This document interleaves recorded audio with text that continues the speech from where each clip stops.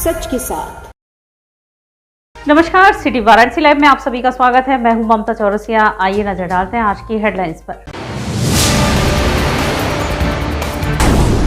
सामाजिक संस्था प्रणाम वंदे मातरम समिति ने द्रौपदी मुर्मू जी के राष्ट्रपति निर्वाचित होने पर मनाया जश्न। रामनगर में नए गृह कर लागू किए जाने को लोगों ने जताई नाराजगी। फूका नगर पालिका परिषद के चेयरमैन का पुतला।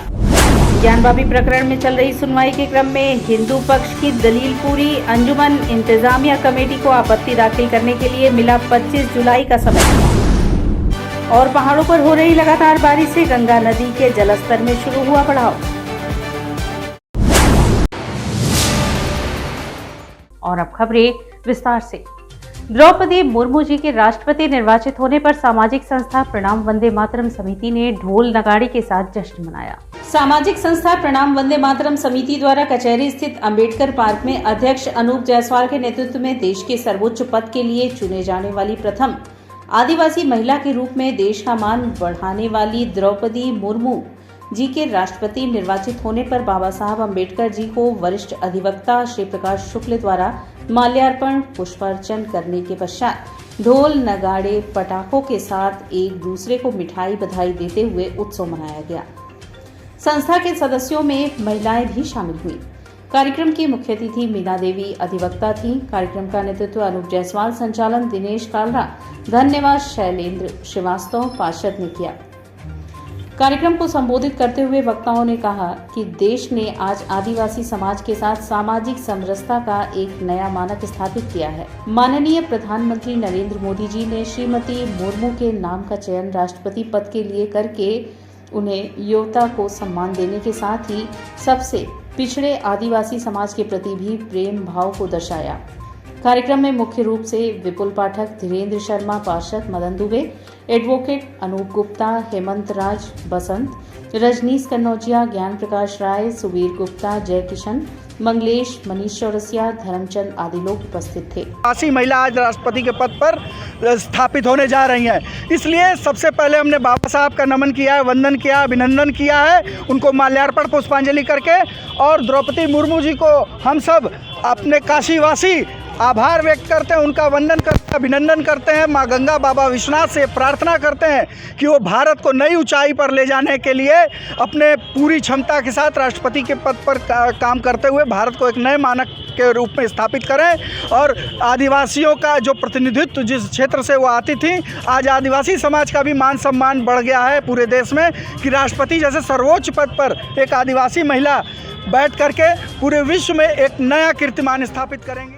वाराणसी पहुंची सांसद रीता बहुगुणा जोशी ने कहा, भारत की विचारधारा सौम्यता में दृढ़ता की प्रतीक हैं द्रौपदी मुर्मू। द्रौपदी मुर्मू जी बहुत ही सौम्य स्वभाव की हैं। वो भारत की विचारधारा सौम्यता में दृढ़ता की प्रतीक हैं। उनका राष्ट्रपति बनना तय है और उनके राष्ट्रपति बनने से हम सभी महिलाएं खुश हैं। उक्त बातें वाराणसी पहुंची प्रयागराज की सांसद और भाजपा की वरिष्ठ नेता रीता बहुगुणा जोशी ने सर्किट हाउस में कही। उन्होंने द्रौपदी मुर्मू के लिए कहा कि 10 करोड़ की आबादी का प्रतिनिधित्व करती हैं हमारी ये आदिवासी बहन। उन्होंने कठिन परिस्थितियों से निकलकर अपना स्थान बनाया और पहले विधायक, फिर मंत्री और राज्यपाल बनी। उनका सौम्य स्वभाव भारत की सौम्यता में दृढ़ता विचारधारा का प्रतीक है। उन्होंने कहा कि भाजपा ने प्रचंड बहुमत से जीत हासिल की पर अपने किसी साथी को पीछे नहीं छोड़ा। रीता बहुगुणा जोशी ने कहा कि मैं 30 सालों से सक्रिय राजनीति में हूँ। गठबंधन की राजनीति 1990 से शुरू हुई, पर चाहे वो कांग्रेस के विरुद्ध रहा हो या भाजपा के विरुद्ध, कोई भी गठबंधन चुनाव के बाद नहीं टिका, क्योंकि वो सैद्धांतिक नहीं चुनावी गठबंधन था। प्रचंड बहुमत से उनकी जीत हो रही है और ये जीत मैं सोचती हूँ भारत की उस सोच की है जिसमें कि हम लोकतंत्र को मजबूत करते हैं और 10 करोड़ की आबादी का एक प्रतिनिधित्व करती हुई हमारी एक आदिवासी बहन, जिन्होंने कठिन परिस्थितियों में से निकलकर अपना स्थान बनाया। न केवल एक उत्कृष्ट वह अपने विधानसभा की एक सदस्य रहीं, मंत्री रहीं और गवर्नर रहीं, तो और बहुत ही सौम्य स्वभाव की महिलाएं हैं। मैं समझती हूँ जो भारत की एक स्पिरिट है ना कि सौम्यता में और दृढ़ता, उसकी वो प्रतीक हैं। हम महिलाएं तो खासकर बहुत प्रसन्न हैं कि द्रौपदी मुर्मू जी हमारी राष्ट्रपति बनने जा रही हैं। ज्ञानवापी प्रकरण में वाराणसी के जिला जज अजय कृष्ण विशेष के अदालत में चल रही सुनवाई के क्रम में वादी पक्ष की बहस आज समाप्त हुई। ज्ञानवापी प्रकरण में वाराणसी के जिला जज अजय कृष्ण विशेष के अदालत में चल रही सुनवाई के क्रम में वादी पक्ष की बहस आज समाप्त हो गई। वादी पक्ष के लिए गए तर्कों के विरोध में प्रतिवादी पक्ष अंजुमन इंतजाम या कमेटी के अधिवक्ता ने इस पर आपत्ति दाखिल करने के लिए अदालत से समय मांगा, जिस पर अदालत ने 25 जुलाई सोमवार को तिथि निर्धारित करते हुए आपत्ति मांगी है। आज की कार्यवाही के बारे में जानकारी देते हुए वादी पक्ष के अधिवक्ता अनुपम द्विवेदी ने बताया कि आज वादी पक्ष की संपूर्ण बहस समाप्त हो गई है। अदालत से अपने तर्कों को संतुष्ट कर दिया गया है। सरकार जो कि इस मामले में प्रतिवादी पक्ष है, उसने भी अपनी तरफ से जिला शासकीय अधिवक्ता के माध्यम से अपने तर्क रखे हैं। प्रतिवादी पक्ष की तरफ से 25 जुलाई से जो भी आपत्ति दाखिल की जाएगी उसमें भी वादी पक्ष अदालत में अपना पक्ष रखेगा। इस दौरान न्यायालय में सुरक्षा के बड़े बंदोबस्त किए गए थे। आज वादी संख्या 1 की तरफ से शिवम गौड़ जी ने, मैंने यानी अनुपम द्विवेदी ने और मान बहादुर जी ने अपने पक्ष को रख के खत्म कर दिया। वादी संख्या 1 की तरफ से कंक्लूडिंग रिमार्क देते हुए ये मान बहादुर जी द्वारा कहा गया कि जो भी 7-11 का एप्लीकेशन है वो 7-11 का एप्लीकेशन मेन पॉइंट से हट कर है। मस्जिद की बात की जा रही है, मस्जिद के प्रेमाइसिस की बात की जा रही है, जबकि हमने तो सिर्फ श्रृंगार गौरी की पूजा की मांग की है। हम सिर्फ ये कहते हैं कि हमको श्रृंगार गौरी की पूजा के संबंध में हमको अधिकार दिया जाए, क्योंकि श्रृंगार गौरी की पूजा 93 तक रेगुलर होती रही और आज भी वासंतिक नवरात्र के चतुर्थी तिथि को श्रृंगार गौरी की पूजा होती है। तो 7-11 का जो उनका एप्लीकेशन है वो पॉइंट से हटकर है। दूसरी बात, कंक्लूडिंग रिमार्क में ये कहा गया कि इनका एप्लीकेशन सिर्फ खारिज ही न किया जाए बल्कि हैवी कॉस्ट के साथ खारिज किया जाए। हमारी कंक्लूडिंग रिमार्क होने के बाद डीजीसी सिविल जो कि सरकारी वकील हैं स्टेट के, उन्होंने अपना रिमार्क दिया और उन्होंने बताया कि जैसा, बहुत अहम बात कही उन्होंने न्यायालय के सामने, उन्होंने कहा कि जैसा माननीय न्यायालय का आदेश होगा वो डीजीसी सिविल प्रशासन उसको फॉलो करेगा। और उसके बाद फिर जो है रिवर्ट करने के लिए मुस्लिम पक्ष ने समय लिया, सोमवार की डेट ली है। आज हिंदू पक्ष के आर्गूमेंट को पूरा सुनते हुए माननीय न्यायालय ने, जो हम लोगों का विगत दिनों से आर्गूमेंट हिंदू पक्ष का चल रहा था, आज कम्प्लीटली हम लोगों ने अपने पक्ष को कंप्लीट कर लिया है। यूँ कहा जाए कि हम लोगों ने पूरा कर लिया है। हम लोगों के आर्गूमेंट पूरा होने के बाद डीजीसी महोदय ने उत्तर प्रदेश सरकार की तरफ से 1, 2, 3 की तरफ से जो है प्रतिवादी संख्या की तरफ से उन्होंने अपने पक्ष को रखा और उन्होंने आपत्ति किया कि हम लोगों ने जो विरोध किया था कि शासन ने कोई मदद नहीं किया, शासन ने श्रृंगार गौरी के पूजा पर उन्होंने रिकॉर्ड पैदा किया। उन्होंने कहा कि ये सारे तथ्य निराधार हैं। उनकी बातों को सुनते हुए फिर उसके बाद जो है प्रतिवादी संख्या 4 मुस्लिम पक्ष को भी माननीय न्यायालय ने कहा कि अगर आपको कुछ आपत्ति लगानी है तो लगा दीजिए। तो मुस्लिम पक्ष ने कहा कि ये चूँकि आर्गूमेंट हिंदू पक्ष का काफ़ी लंबा है, इसलिए हमको समय दिया जाए, चूँकि हम पूरी तैयारी नहीं किए हैं। तैयारी के बाद ये इनका कहना था कि समय दिया जाए, हम लोग सुनेंगे। माननीय न्यायालय ने अगले जो तारीख जो है 25 जुलाई को यानी कि सोमवार को तिथि मुकर्रर किया है। लेकिन हम लोगों ने भी कहा कि सारे तथ्य, सारे आपने साक्ष्य जो आपत्ति तो आप लोगों ने 5 दिन समय लेकर लगा ही दिया है, अब आपके पास आपत्ति के लिए बचा क्या है। लेकिन उन्होंने कहा नहीं, फिर भी हम आपत्ति लगाएंगे। माननीय न्यायालय ने उनकी जो आपत्ति को स्वीकार किया है। सोमवार को पुनः जो है मुस्लिम पक्ष रिप्लाई देगा, रिमाइंडर देगा, अपनी आपत्ति को लगाते हुए काउंटर करेगा। तो ये 25 तारीख को डेट फिर पड़ गया है। बरसात के मौसम के करीब आते ही मां गंगा फिर अपने विस्तार को लेकर चरम पर है। एक बार फिर से वाराणसी में गंगा नदी का जलस्तर लोगों को चुनौती देने की ओर है। दरअसल वाराणसी सहित समूचे पूर्वांचल में नदियों में उफान की स्थिति शुरू हो गई है। पहाड़ों पर लगातार बारिश के बाद से ही गंगा नदी के जलस्तर में इजाफा शुरू हो चुका है। इस माह की शुरुआत से ही पहाड़ों पर गंगा नदी में वेग बढ़ने के साथ ही राफ्टिंग पर प्रतिबंध लगा दिया गया था। अब गंगा नदी का जलस्तर मैदानी इलाकों में भी लगातार हो रही बरसात के बाद से ही बढ़ने लगी है। वाराणसी में पूर्व में गंगा के किनारे रहने वालों के साथ वरुणा में पलट प्रवाह का दौर लोगों को चुनौती देता रहा है।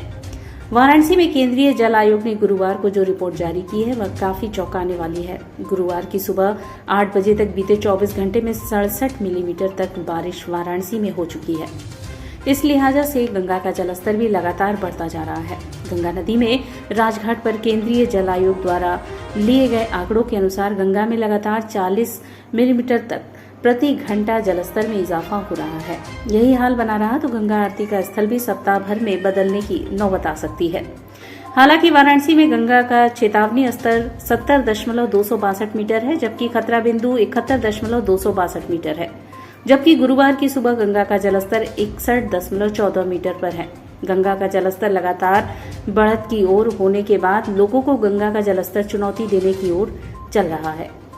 गंगा नदी में फिलहाल 40 मिलीमीटर प्रति घंटे तक का इजाफा हो रहा है। ऐसे में अगर गंगा नदी में यही हाल बना रहा तो जल्द ही गंगा किनारे निचले इलाकों में बाढ़ का दौर लोगों को नजर आने लगेगा। पूर्व में भी गंगा में बाढ़ आने के बाद ऊपर छतों पर शवदाह का दौर शुरू हो जाता था। वाराणसी में ट्रैफिक की समस्या को देखते हुए रोपवे परियोजना की शुरुआत का काशी विद्यापीठ के पूर्व शिक्षक व छात्रों ने पुरजोर विरोध किया।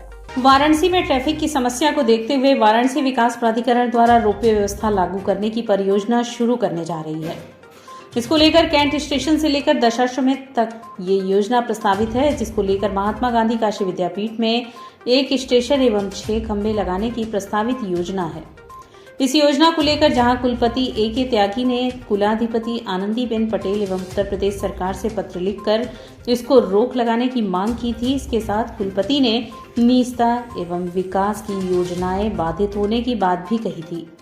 अब इसको लेकर विद्यापीठ के छात्र, पूर्व शिक्षक, छात्र और काशी के प्रबुद्ध जनता विरोध प्रदर्शन पर उतर गई है। आज महात्मा गांधी काशी विद्यापीठ के प्रांगण में भारत माता मंदिर पर पुरजोर विरोध करते हुए काशी विद्यापीठ के इतिहास, गौरव को याद किया गया।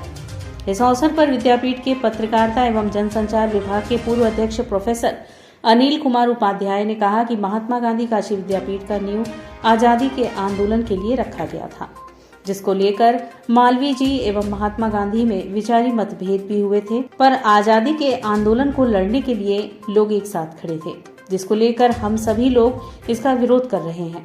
विश्वविद्यालय की परिधि बहुत छोटी है और यहाँ पर कई परियोजनाएं प्रस्तावित हैं जो आने वाले समय में अगर रूप लेंगी तो या आगे नहीं बन सकेंगी। इसलिए हम काशी वासियों से, छात्र छात्राओं, कर्मचारियों एवं शिक्षकों से अपील करते हैं कि वह इसका पुरजोर विरोध करें। तो हम मांग यही है कि रोपवे कहीं भी ले जाएं, आप कैंपस से बाहर ले जाएं। कैंपस में रोपवे कदापि नहीं बनना चाहिए। हालांकि रोपवे तो कोई काशी की जनता इतनी ज़्यादा जनसंख्या वाला शहर, इसके ऊपर भी नहीं बनना चाहिए, लेकिन आप ले जाएं, राजघाट से ले जाइए या आप लहरतारा से ले जाइए, कहीं से ले जाइए। काशी विद्यापीठ परिसर में कदापि रोपवे नहीं बनना चाहिए। हम सब लोग गांधीवादी तरीके से इनका लगातार पुरजोर विरोध करेंगे और छात्र संघ ने जो इस आंदोलन का मुहिम चलाया, इसका हम लोग सब लोग समर्थन करेंगे। एक नागरिक होने के नाते, काशी विद्यापीठ के छात्र होने के नाते, मैं रजिस्टर्ड स्नातक भी हूँ काशी विद्यापीठ का, यहाँ अध्यापक संघ का भी अध्यक्ष रहा हूँ, 20-22 साल तक मैं हेड डिपार्टमेंट रहा हूँ पत्रकारिता विभाग का। ये मेरा नैतिक दायित्व है कि हम इस परिसर की पवित्रता को बचाने के लिए, गरिमा को बचाने के लिए, निजता को बचाने के लिए और इस धरोहर की रक्षा के लिए तन मन धन से इसका सहयोग करें। और हम तन मन धन से पूरा सहयोग करेंगे और अहिंसक ढंग से इस आंदोलन को जितना हो सकेगा बल देने का काम करेंगे, ताकि सरकार अपने ये नादिर शाही फैसले को बदले और रोपवे चाहे जहाँ कहीं अलग ले जाए। विश्वविद्यालय के अंदर से रोपवे का निर्माण होगा। विश्वविद्यालय के अंदर शायद 6 पिलर और एक स्टेशन प्रस्तावित है, जिसका हम लोग विरोध कर रहे हैं, क्योंकि विश्वविद्यालय के निजता और सुरक्षा से एक खिलवाड़ है। जो पिलर जा रहा है वो गर्ल्स हॉस्टल के पास से, BC आवास के पास से, एक साइंस फैकल्टी के ऊपर से और भारत माता मंदिर के पास स्टेशन बनने वाला है। तो इससे विश्वविद्यालय की गरिमा को ठेस पहुँच रहा है और विश्वविद्यालय की सुरक्षा में भी सेंध लग रहा है। तो हम चाहते हैं कि विश्वविद्यालय परिसर के बाहर रोपवे का निर्माण हो, इसलिए मैं सरकार के इस कदम का कड़ा विरोध कर रहा हूँ। और यहाँ वक्त चला है एक छोटे से ब्रेक का, मिलते हैं ब्रेक के बाद। वाराणसी लाइव, सच के साथ। शिक्षित महिला, समृद्ध समाज, आधुनिक शिक्षा, भारतीय सभ्यता, यही है पहचान धीरेन्द्र महिला PG कॉलेज की। NAAC एक्रीडिटेड, महात्मा गांधी काशी विद्यापीठ से संबद्ध।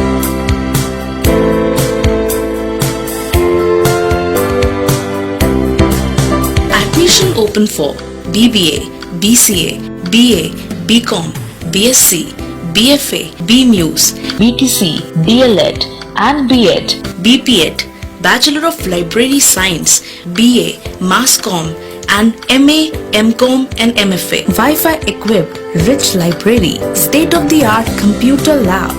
Our 10 gold medalists and merit holders of the university. NCC, safe transportation. For more details, contact Dhirendra Mahila PG College, Karmajitpur, Sundarpur, Varanasi. PMC Hospital, Habitat for Humanity। Doctor Sanjay Chaurasia और doctor Shweta Chaurasia के दूरदर्शी सोच और सेवा भाव से PMC हॉस्पिटल की शुरुआत हुई। 2008 से PMC हॉस्पिटल ने लोगों को उत्कृष्ट चिकित्सा सुविधा प्रदान की है।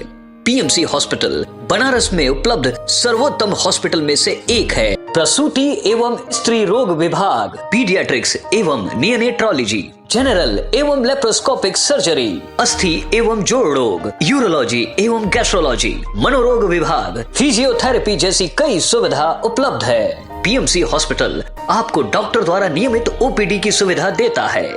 इसके साथ ही आधुनिक गहन चिकित्सा इकाई आईसीयू, आईसीसीयू की सुविधा एक ही छत के नीचे आपको मिलती है। मैं doctor Sanjay Chaurasia, director PMC hospital Ravindrapuri, Varanasi. PMC hospital NABH accredited एवं ISO तथा QCI द्वारा मान्यता प्राप्त 50 bed super multi speciality hospital है।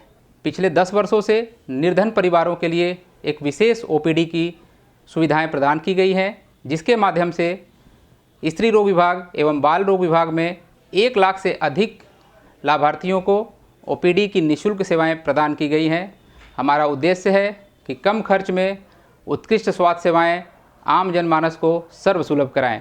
PMC hospital, habitat for humanity, Ravindrapuri extension behind Durga Kund, Varanasi. Helpline number 0542231015 और कॉल 8808960005 और 8417003104।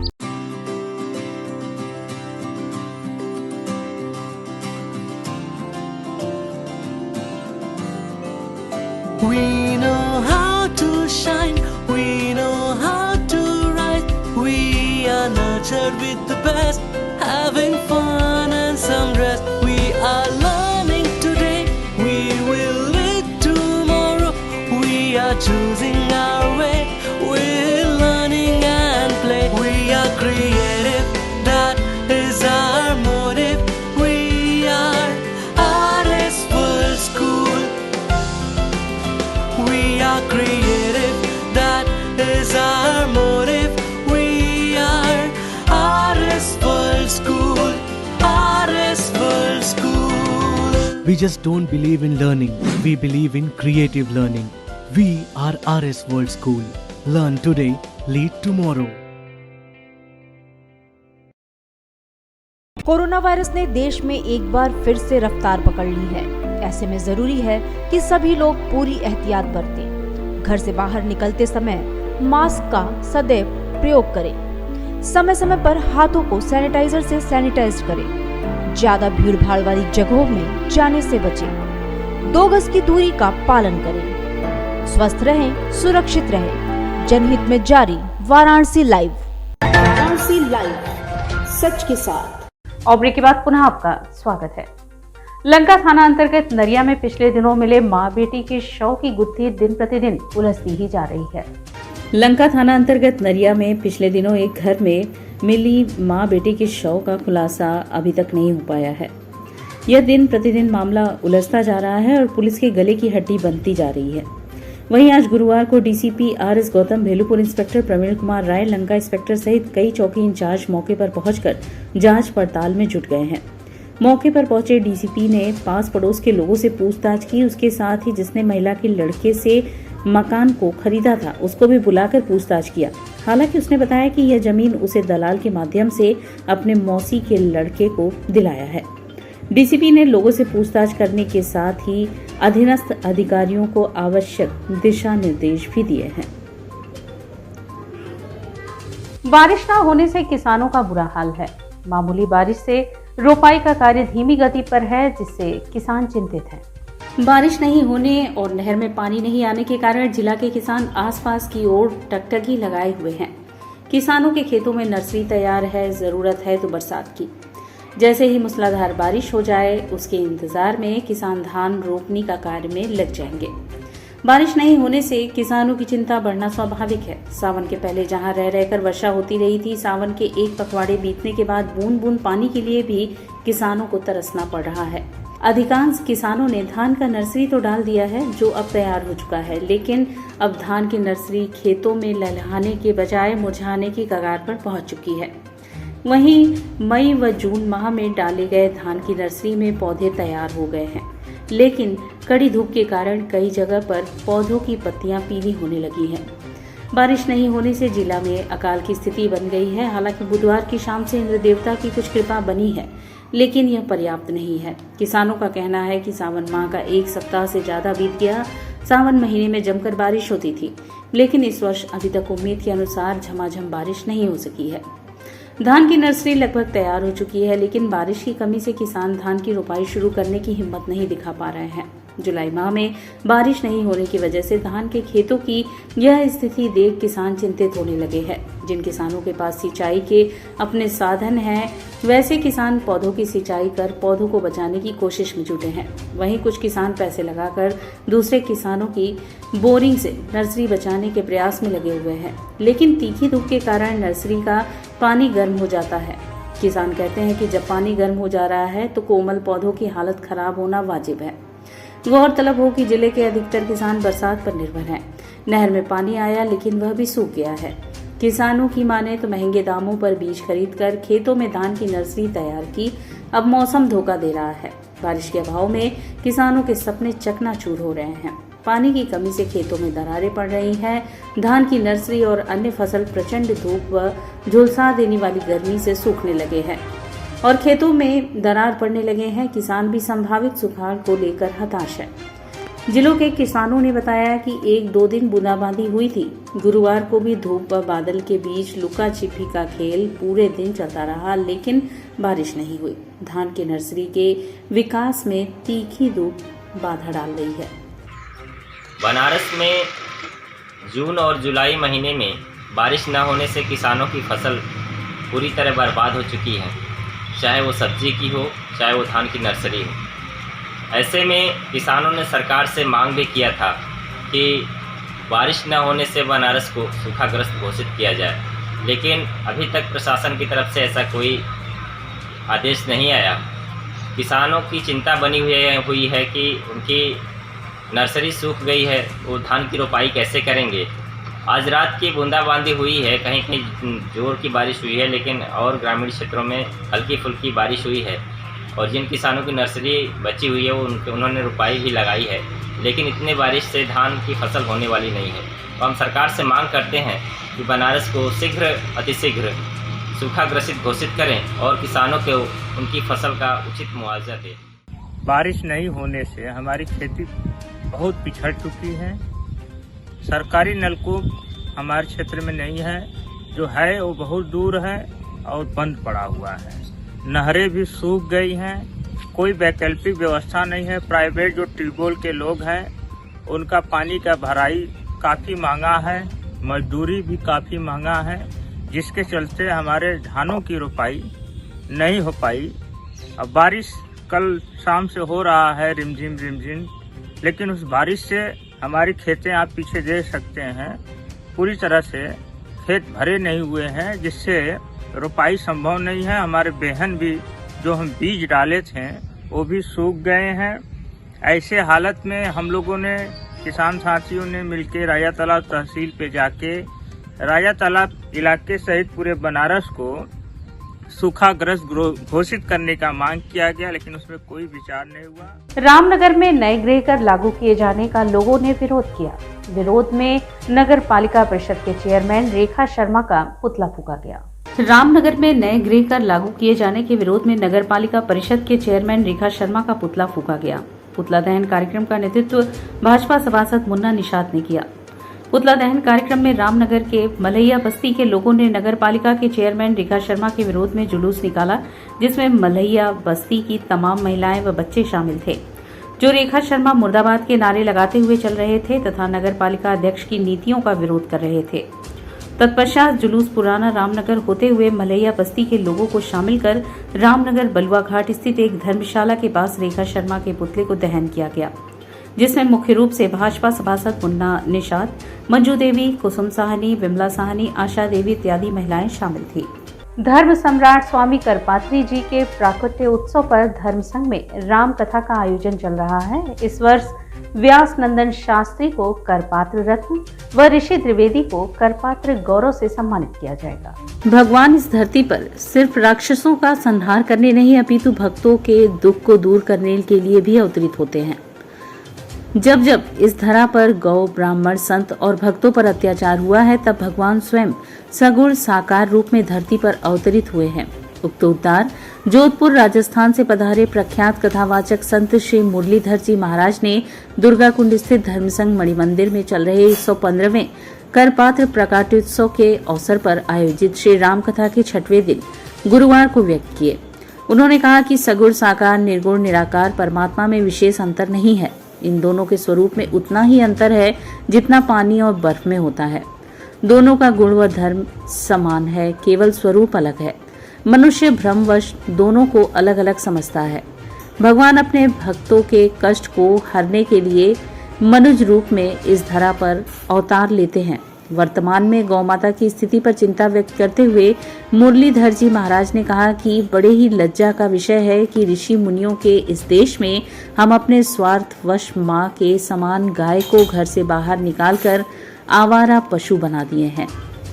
दूसरी ओर करपात्र प्रकाटोत्सव के अवसर पर मिलने वाले प्रतिष्ठित करपात्र रत्न पुरस्कार की घोषणा करते हुए अखिल भारतीय धर्मसंघ के महामंत्री पंडित जगजीतन पांडे ने बताया कि चयन समिति की बैठक के बाद इस वर्ष के करपात्र रत्न पुरस्कार के लिए स्वामी करपात्री जी महाराज के कृपापात्र शिष्य वृंदावन के पंडित व्यास नंदन शास्त्री का नाम तय किया है। पुरस्कार स्वरूप उन्हें 1 लाख रुपए, श्रीफल एवं प्रशस्ति पत्र प्रदान किया जाएगा। वहीं करपात्र गौरव सम्मान के लिए काशी के ख्याति लब्ध ज्योतिषाचार्य पंडित ऋषि द्विवेदी का नाम निश्चित किया गया है। सम्मान स्वरूप नकद राशि, श्रीफल एवं प्रशस्ति पत्र प्रदान किया जाएगा। यह आयोजन करपात्र प्रकाटोत्सव के दिन 30 जुलाई दिन शनिवार को दुर्गा कुंड स्थित धर्म संघ में समारोह आयोजित किया जाएगा, जिसमें बड़ी संख्या में शहर के विद्वतजन एवं गणमान्य नागरिक भाग लेंगे। धर्म सम्राट स्वामी करपात्री जी महाराज का 115वां प्राकट्य महोत्सव चल रहा है।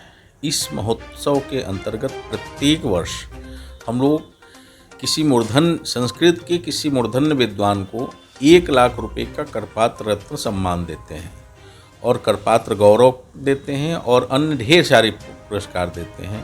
तो इस वर्ष यह पुरस्कार व्यास नंदन शास्त्री, जो करपात्र बाद के विद्वान हैं और उनकी सिद्धांतों में विश्वास रखने वाले हैं, उद्भट विद्वान हैं, उनकी बहुत समृद्ध शिष्य परंपरा है, तो उनको प्रदान किया जा रहा है। यह सम्मान 30 जुलाई 2022 को अपराह्न 4 बजे भव्य समारोह में प्रदान किया जाएगा।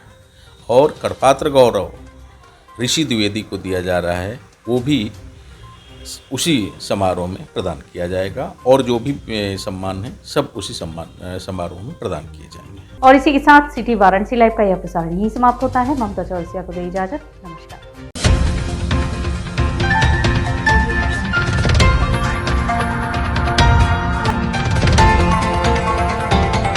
वाराणसी लाइव, सच के साथ।